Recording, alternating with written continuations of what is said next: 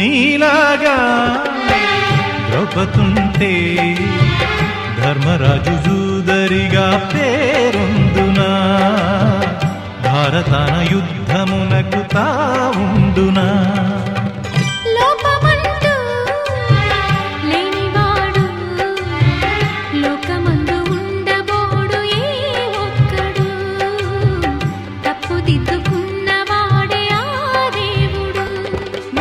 సహనానికి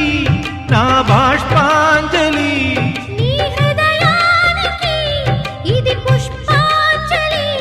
ఏ దేవుళ్ళు దిగి వచ్చి దీవించినారో నోము పండెను కొండ కోన